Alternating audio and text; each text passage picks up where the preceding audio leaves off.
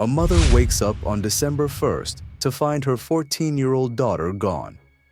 She files a runaway report, hoping her child will come home safe. But Danika Troy isn't coming home. She's already dead, shot multiple times and set on fire in the woods by two boys she thought were her friends. One of them had pretended to have a crush on her. It was all a lie. A cruel deception designed to lure her to a secluded path where she would be executed. Within 48 hours, police would find her burned body, a scooter nearby, and bullet casings scattered across the crime scene. And the suspects? Two teenage boys from her own school, one just 14 years old, the other 16. This is the heartbreaking story of Danika Troy, the girl who just wanted to be in love for Christmas. On November 30th, 2024, in Pace, Florida, a small town about 16 miles northeast of Pensacola, 14-year-old Danika Troy left her home on her black and red electric scooter. Her mother, Ashley Troy, saw her that night around 10 p.m., and everything seemed normal. But by the next morning, Danika was gone. Ashley reported her daughter as a runaway on December 1st, unaware that Danika had already been murdered the previous night. On December 2nd, a passerby walking through a wooded area off Kimberly Road in Floridatown made a horrifying discovery: a burned body on a walking path. When investigators arrived, they found spent 9mm bullet casings, live ammunition rounds, and a black scooter with red trim. One white and blue Nike shoe still remained on the victim's right foot. The body was so badly burned that immediate identification was difficult, but all the evidence pointed to one devastating conclusion. This was Danika Troy.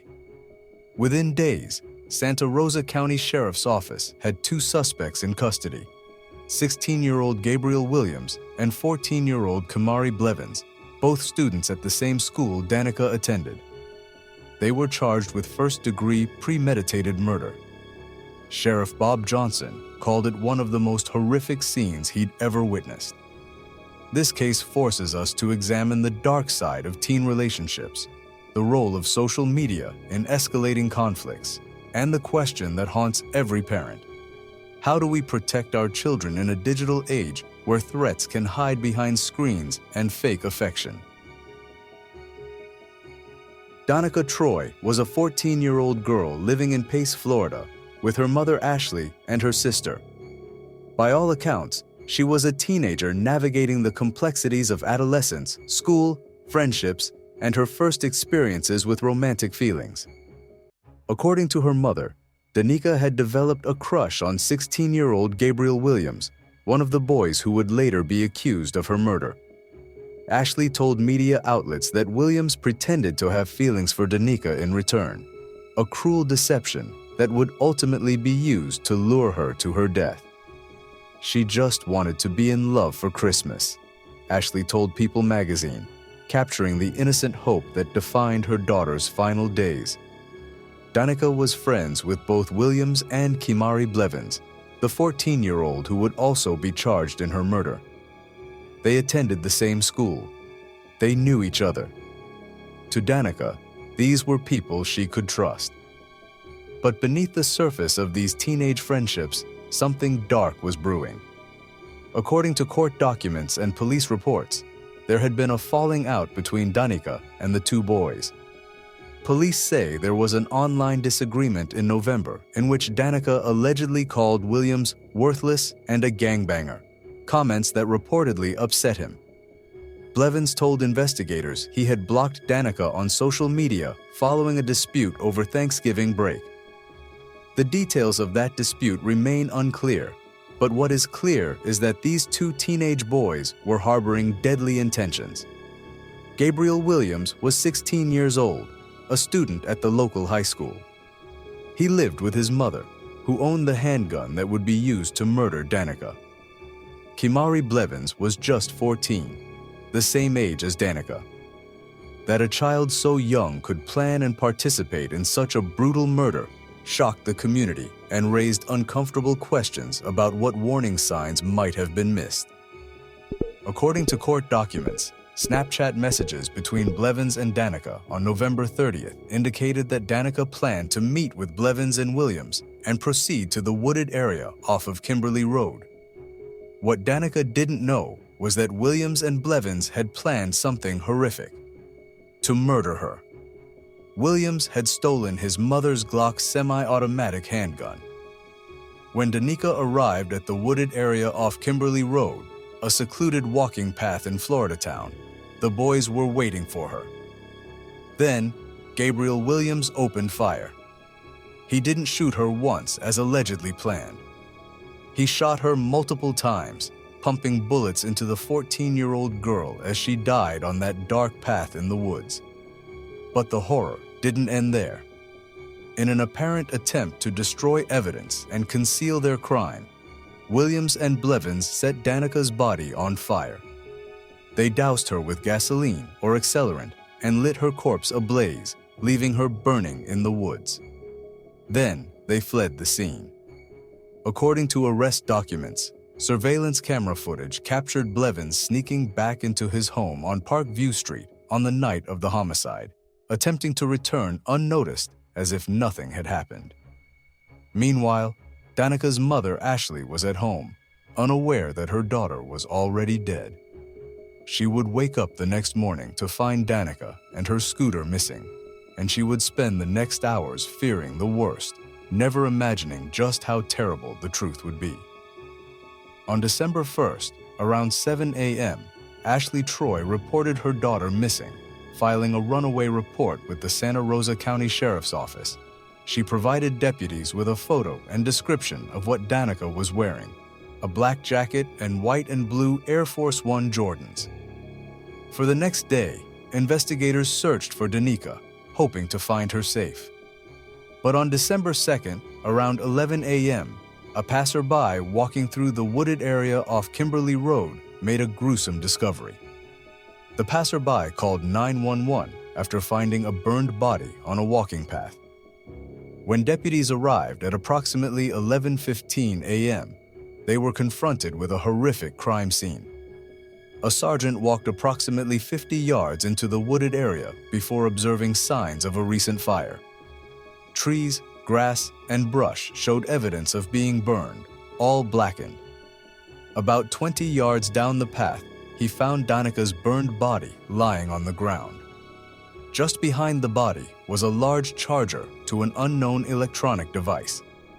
Multiple live ammunition rounds and spent 9mm casings were scattered in the vicinity of the body.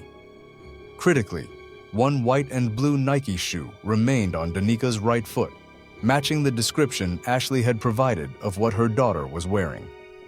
The evidence painted a clear picture. Danika Troy had been shot multiple times and set on fire in this wooded area. On December 3rd, investigators brought Kimahri Blevins in for questioning. After receiving permission from his mother, they interviewed him in a patrol car. Blevins initially claimed he hadn't spoken to Danika since their falling out over Thanksgiving break and that he had blocked her on social media. But when detectives asked about the wooded area off Kimberly Road, Blevins immediately requested a lawyer. Questioning ended, and he was placed under arrest. Gabriel Williams was also brought in for questioning. Williams allegedly told detectives that Danika had made hurtful comments calling him worthless and a gangbanger, which upset him. When deputies searched Williams's home, they found the murder weapon, a Glock semi-automatic pistol that Williams had stolen from his mother.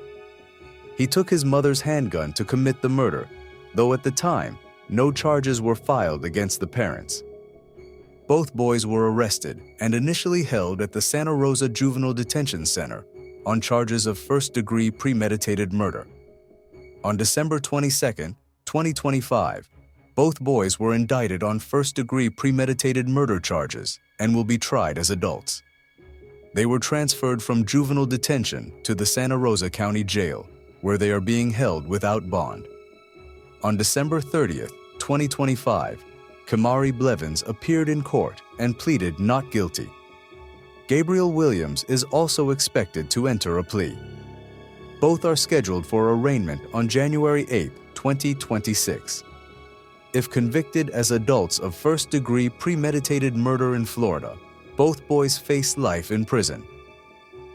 The impact of Danika Troy's murder has devastated her family and shocked the entire community of Pace, Florida. Ashley Troy, Danika's mother, has spoken publicly about her grief and the unbearable reality of losing her daughter. On December 12, 2024, hundreds of community members gathered for a candlelight vigil to honor Danika's memory. Friends, family, neighbors, and even strangers came together, lighting candles and sharing their grief over the senseless loss of a young life. A GoFundMe was created to help the Troy family cover funeral and service costs, raising thousands of dollars from people who wanted to support the grieving family. The case also raises troubling questions about the role of social media in escalating conflicts among teens. Violence prevention experts note that when arguments happen online, hundreds of people know about it before students even leave school, creating this big war going on. As of January 2026, the case against Williams and Blevins is moving forward. Both will be tried as adults and face life in prison if convicted. The community of Pace continues to mourn a young girl whose life was stolen by people she thought she could trust. The murder of Danika Troy is a heartbreaking reminder that behind every statistic about youth violence is a real person, a daughter, a sister, a friend who just wanted to be loved. Two boys who knew her, who went to school with her, who she thought were her friends, lured her into the woods and took her life in one of the most brutal ways imaginable. As this case moves forward through the legal system, Danika's family continues to grieve an unimaginable loss. Her mother's words echo the pain of every parent's worst nightmare. "My baby, killed. It's nothing I ever imagined." What can we learn from Danika's story? How can we better monitor our children's online conflicts before they turn deadly? What responsibility do social media companies have in preventing teen violence? And should 14 and 16-year-olds be tried as adults for premeditated murder? Share your thoughts in the comments below. If this case affected you, please like this video, subscribe to our channel for more coverage of important juvenile crime cases, and hit the notification bell. And most importantly, talk to your children. Ask them about their online lives. Create spaces where they feel safe telling you about conflicts, threats, or relationships that make them uncomfortable. It could save their life. Thanks for watching. Rest in peace, Danika Troy.